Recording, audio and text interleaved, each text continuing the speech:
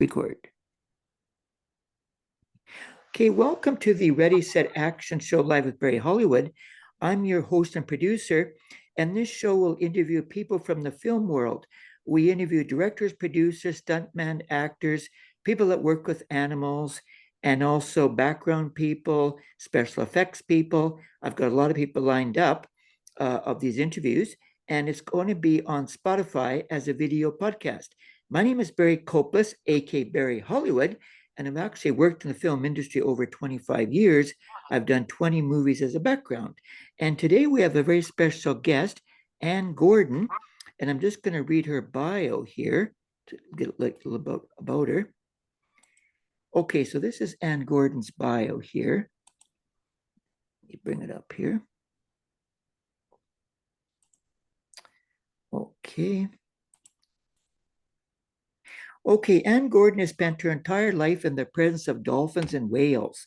She grew up watching orca whales while boating and living in the Pacific Northwest. She studied biology and animal behavior in university. She has worked as a zookeeper, trained wild animals for educational outreach programs, and trained domestic and wild animals for movies and TV for over 20 years. Anne has been running her successful whale and dolphin wisdom retreats internationally since 2007. She shares the wisdom of the dolphins and whales to transformational retreats in Bimini, Hawaii, Mexico, French Polynesia, etc., to spend time with and deepen your spiritual connection with the natural world. She is a certified dolphin energy healing practitioner who loves to share the powerful healing energy, insights, wisdom, and message the dolphins have for clients.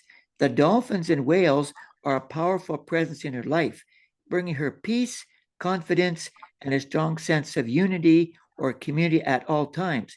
Now, here is just a few of her film credits that she's actually worked on in movies and TV series. She has worked on these following productions: Northern Exposure, Twin Peaks, Homeward Bound, Home for the Holidays, Legends of the Fall, Vanilla Sky, The Yearling, Air Bud Spikes Back, Air Buddies, and Snow Buddies, and many more. So welcome, Anne, to the show. You've got quite an impressive biography and work that you've done in the film industry. So let me start off by saying how you chose biology as a career and how you got involved with animals after that. Yeah, thanks, Barry. It's great to be here. And yes, that was an easy one for me. If you go way back into my life, my actual very first spoken word was doggy. So animals were important from day one in my life. And so it was actually in high school. I had one of those amazing inspirational teachers, and she taught marine biology. And she just loved her job and just made it so much fun. And I'd always been interested in animals, but what she showed me was you can do what you love and make a good living at it. And so that was very inspiring. So when I went to university, it was all about following my dream, which was to learn about and find a career somehow that would keep me working with animals. And so after you got out of the university and graduated, how did you get connected with an aquarium or show somewhere and work with animals then? So what I did is when I was in university, I was in Washington State, and that's where I grew up. And I wrote to every zoo on the West Coast and said, I'm studying biology. I'm going to be graduating soon, and I'm looking for a job. What can I do? And the few that wrote back all said, there's no jobs. It's very hard. It's very competitive to get in as a keeper, but you can work in the concession stand. I was like, no. I'm not going to go to university to sell popcorn. And so I just kept working at it. And the zoo in Seattle had a volunteer program. So my summer between junior and senior year, I worked as a volunteer at the zoo. So I got my foot in the door. So when I graduated, I went back and I started volunteering, knowing that was the only way I could get into work there. And I was in the right place at the right time, where one of the staff keepers fell and got hurt, was going to be off for 6 months. And so they offered me his job on a temporary basis. And by the time, just before the 6 months was up and the temporary position, they made me permanent. So I was in the right place at the right time, and I was willing and eager to do whatever it took to get that job. So what kind of animals did you work with? Did you want to focus on the aquatic ones like whales, dolphins, and orca whales, Well, or just? actually, right away, I was happy to get in anywhere in the zoo because I knew it wasn't. I started off volunteering in the reptiles, and then I started the second year I was in the carnivores, which is cats, bears, wolves, and then that's where I got the temporary position. And then when I got promoted to keeper, I ended up on the African savanna and worked with the giraffes and the zebras and the hippos.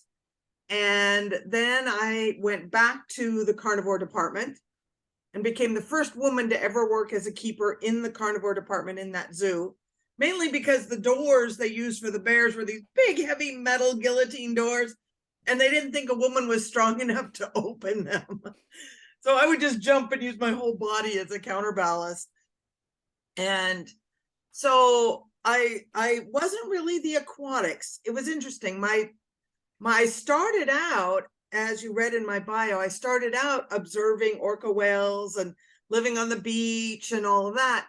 But then I went, for a section of my life, I went into the land animals, which is what I worked with at the zoo. It's what I worked with when I was doing educational outreach programs with tiger, lion, wolf, raccoons, etc. And then in the film industry, you don't get calls for dolphins and whales very often. And you don't even get calls for tigers and wolves that often. You get calls for dogs and cats. And so I worked with whatever, in the film industry, I worked mostly dogs and cats, but I've worked with just about everything from tigers to wolves to deer to spiders to snakes, everything over the 20 plus years. And then as I was doing my film work, it was about 1999, I started feeling the call of the dolphins. I started feeling like I wanted to spend more time with them. And I started researching and learning about them, and also the spiritual aspect of them. And then I got hired to work on a film in Panama. And it was a US production shooting in Panama. And that film hired a local tribe of indigenous peoples as the actors. And they still live out in the jungle as they have forever. No electricity. The only way in is by dugout canoe up the river. And I just was really touched with how warm and open and friendly these people were. And I loved spending as much time as I could. And on the weekends, I'd go out to their villages and hang out with them. And then, as fate would have it, I met one gentleman from the tribe and I ended up marrying him. Oh, wow. An interesting story. Right? And so, which I think would make a great movie in itself. There's a producer out there listening, contact me. And so I moved to Panama to be with him. And there really was not much of a film industry down there to speak of. And they wanted to pay local Panama rates, which was like a tenth of what I was getting in the US and in Hollywood prices. And so that wasn't going to work for me. And so the tribe survived on tourism. So I started working and leading tours out to my new husband's village. But I also was thinking, I'm in a country with two oceans 50 miles apart. So what species of dolphins and whales are there to be seen, and how do I get out to see them? And in my research, it took a while to find out that Panama is one of the only places in the world, Panama, Costa Rica, where you get humpback whales from the northern hemisphere and from the southern hemisphere to breed and give birth. And so I also found that there was nobody doing whale watching there. So I literally pioneered the whale watching industry in that country, which wasn't easy for a blonde, blue-eyed American woman in a very Latino country. But I did. And then as I was doing these tours, these day tours, I was loving it. And pardon the pun, I wanted to dive deeper into the spiritual aspect and spend, more of a quality time just spouting off biology on these day tours. So that's when I created my whale and dolphin wisdom retreats, where we would spend a week going out every day on a beautiful catamaran sailboat, hanging out, sometimes even swimming with these humpback whales and the dolphins. And now I've expanded, and my retreats go all over the world. Now, I no longer live in Panama. I am back in the US. I'm in California, but I still take my retreats all over, and they're just magical. So you mentioned a variety of movies that you've worked in. That Mhm. was when you're in Panama or in the US that you got all these movie things work with animals. Most of my films all the ones you mentioned were when I was working in the US. The movie that brought me to Panama was called The End of the Spear. Hmm. And it's out there, you can find it. And then when I was in Panama, every once in a while I get contacted to do a little film. Somebody wanted to do some filming in the village with my husband's tribe. And because I knew a number of local film people that I'd worked with on the film that we shot there, and they knew that I had stayed and married into the tribe, they would contact me. And I became like kind of a technical advisor liaison to the tribe, because the people in the village trusted me because I was family to them.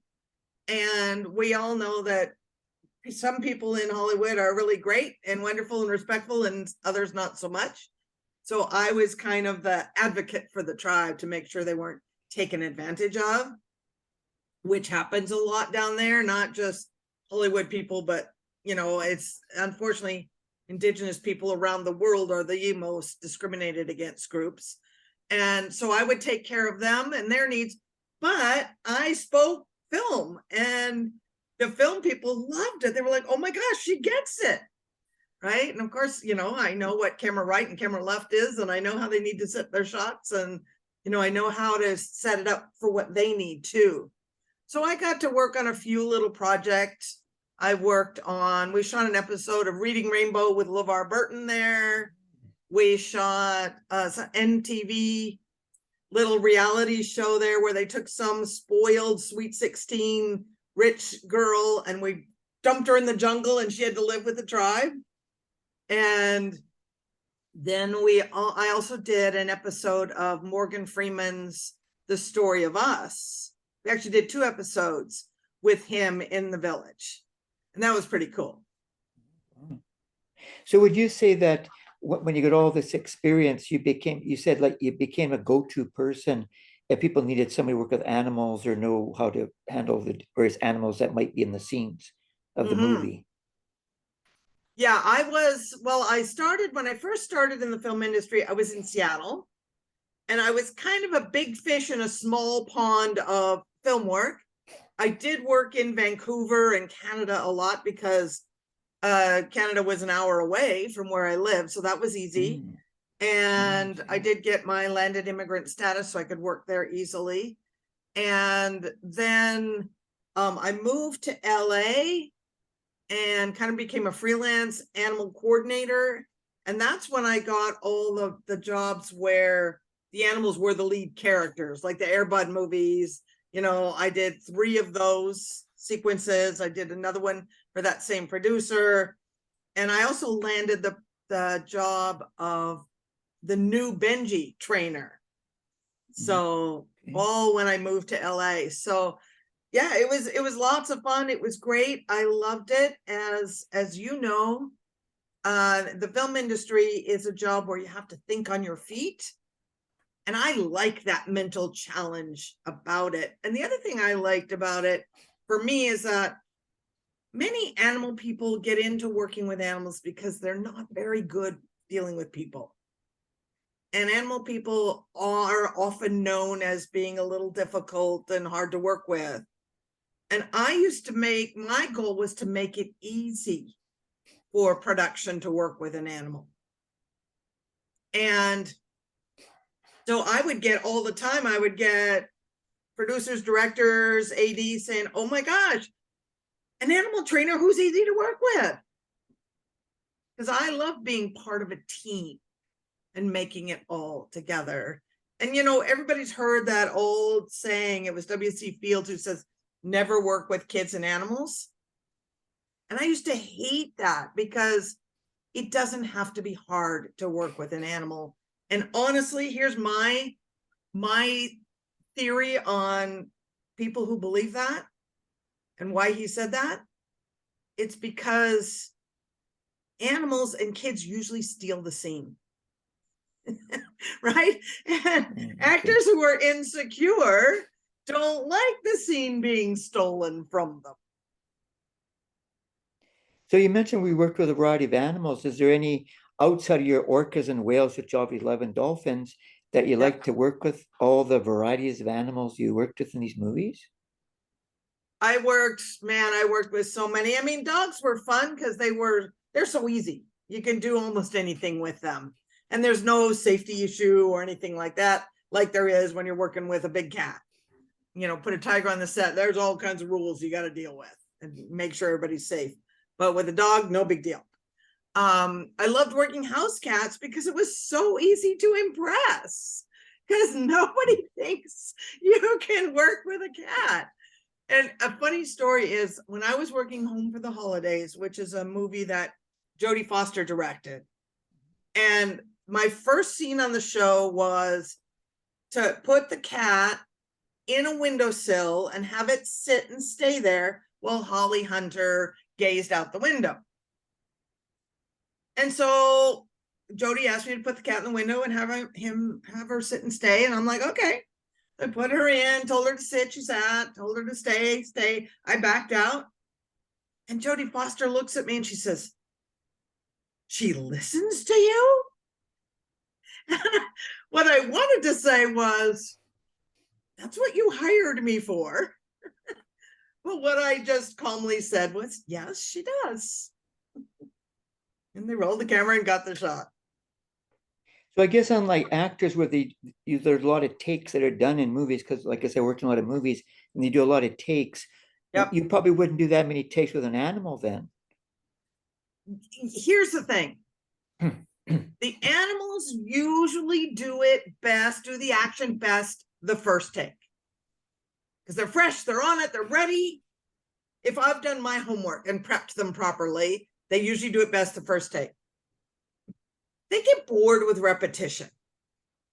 So, but the actor usually gets it best the last take. Right? And so it's up to the director and the editor to find the take where it all comes together perfectly, which is usually somewhere in the middle there. And I've also heard too, we have a show in Winnipeg called River X, and I didn't realize that they said there were some dog movies filmed in our city, and I didn't realize that you use rescue dogs in films. I wasn't aware of that. I said, that's interesting that you get rescue dogs from shelters and retrain them for film work. Do they do that back in Los Angeles too? Or Hollywood? Oh, we all absolutely. That's one of the best places to get dogs. Is I've gotten a lot, and in Winnipeg you have an excellent trainer, and I hired her on a number of the Airbud shows that were shot in Vancouver. Jordan Kepner, she's amazing trainer, and yeah, we all love to get animals get cats, dogs out of the pound. One, they're really grateful to be rescued, and when we train them, And most dogs end up in the pound just because they're not trained. They're out of control. One of my best working dogs that worked all the time on Northern Exposure. He's in almost every episode. A lot of times just running around the streets in the background. But when I got him out of the pound, he was a wild man. He was jumping on everybody. He was out of control. He was chewing on the shoes and furniture. But as soon as I started training him, he was like, oh. And it was funny because when I would practice and train him at home, he was okay. But the minute we got to set, he was like, yes, this is what I'm all about. He always would work better on set because he was like proud and loved the audience and loved the attention. And I've also heard too, I watched a show called Hudson and Rex, filmed in St. John's, Newfoundland. I'm very impressed with that dog. I think his name was Diesel.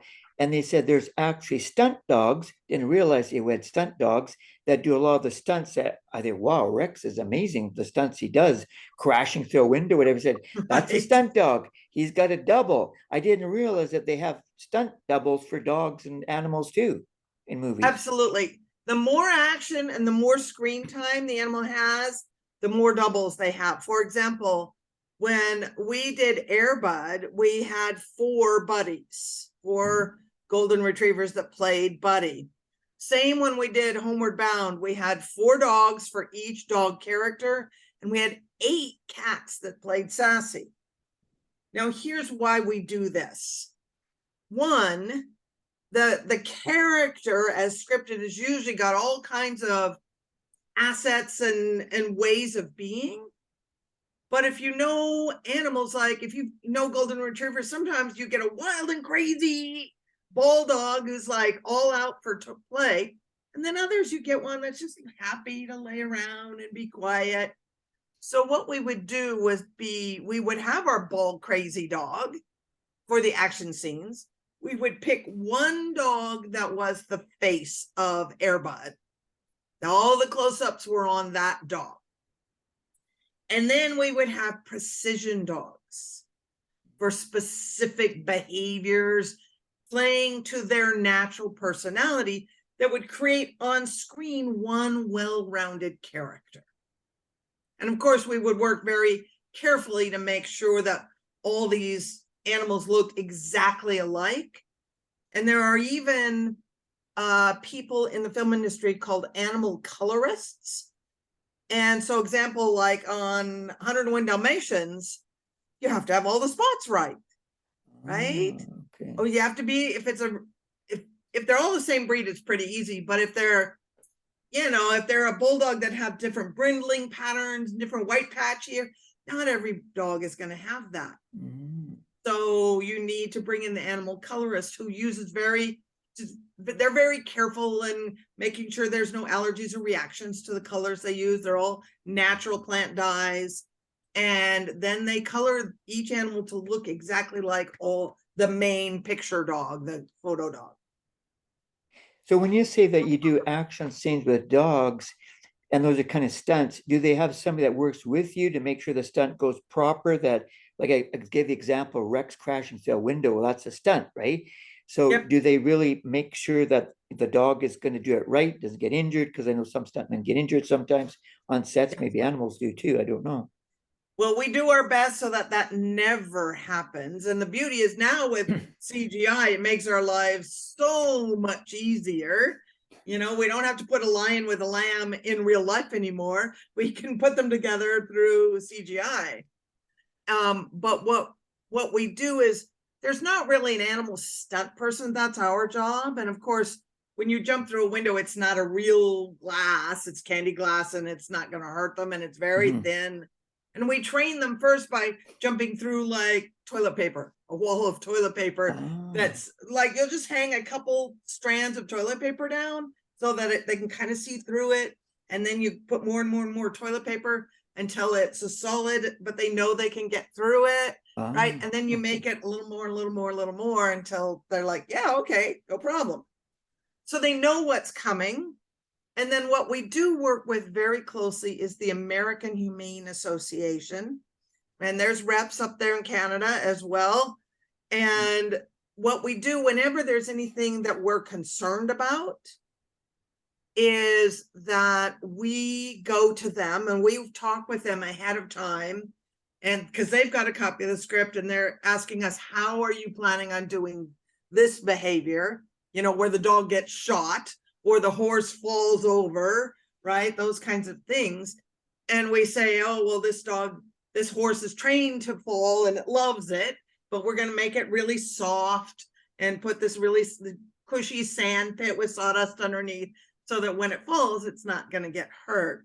And that the AHA rep will go and say, in your example, the glass window, they'll confirm that it is not real glass, that it's breakaway glass, that there's no shards that are going to be sharp that could hurt the dog in any way, and things like that. And we have many meetings ahead of time. Like on Airbud, we had to have the dog out on the roof of the house because he came out. Well, we didn't actually have him on the roof of a second-story house.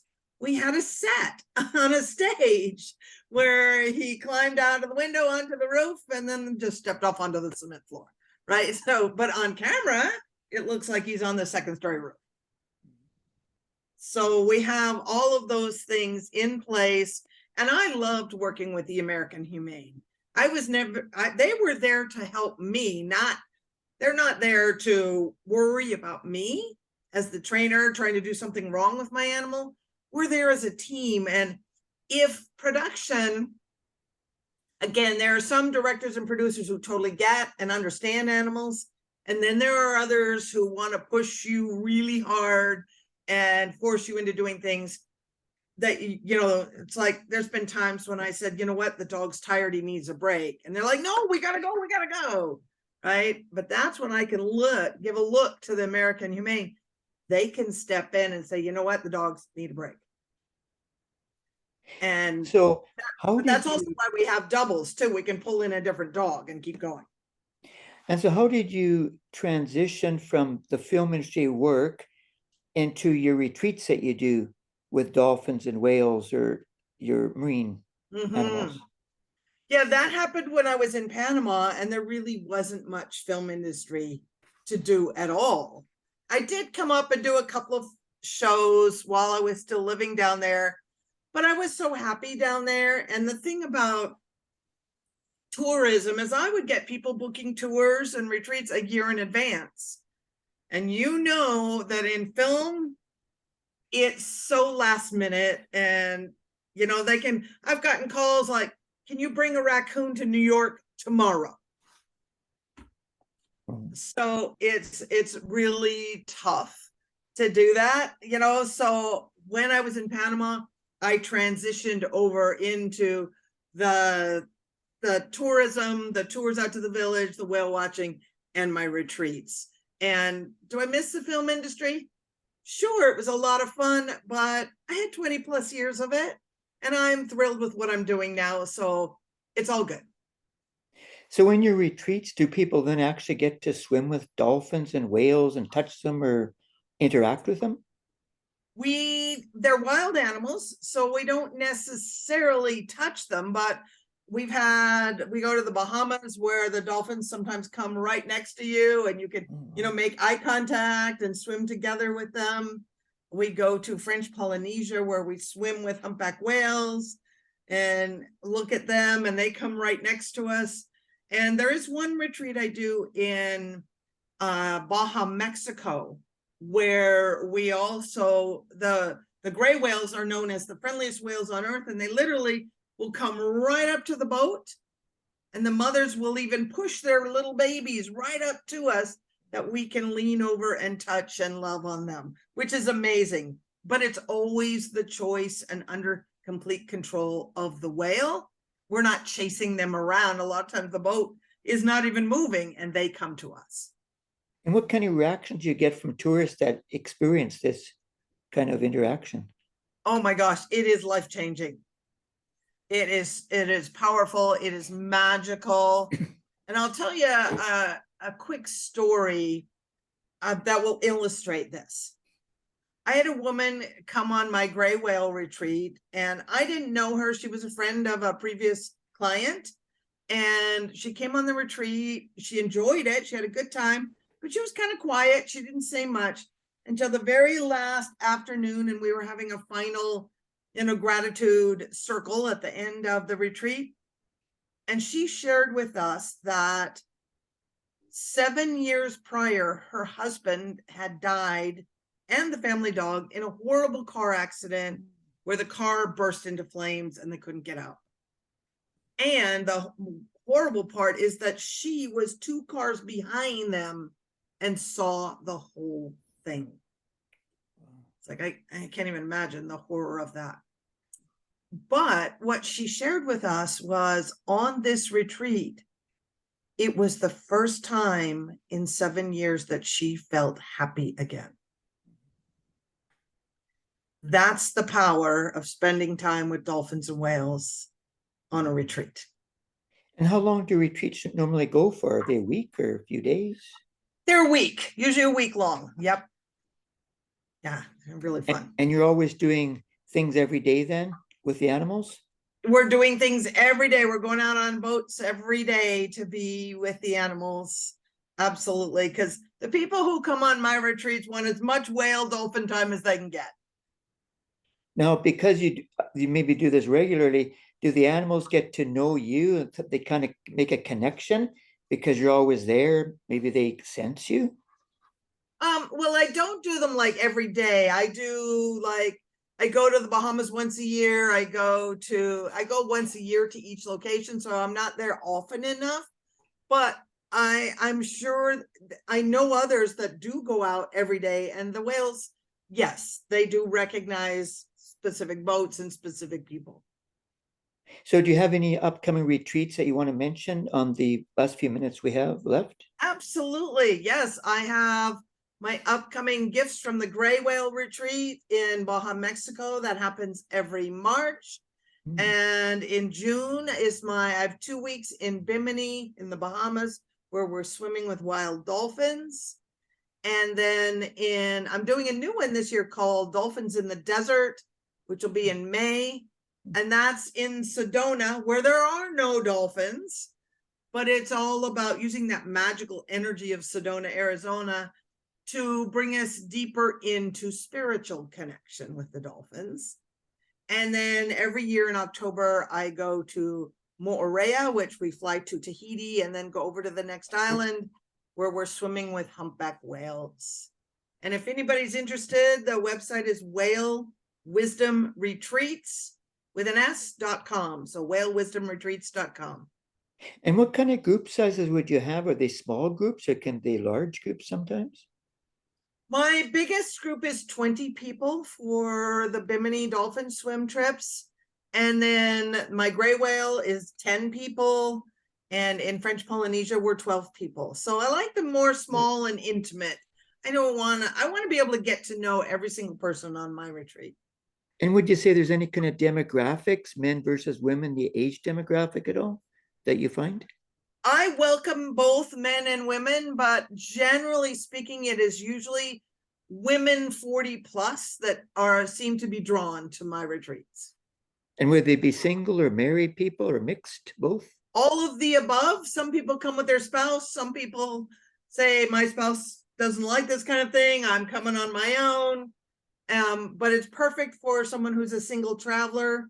We do match people with a like-minded roommate, or some of the retreats we can have a single upgrade if they want a room to themselves. So the cost of the retreat is all inclusive. It includes the airfare, the place. Not the airfare, because everybody's coming from different places.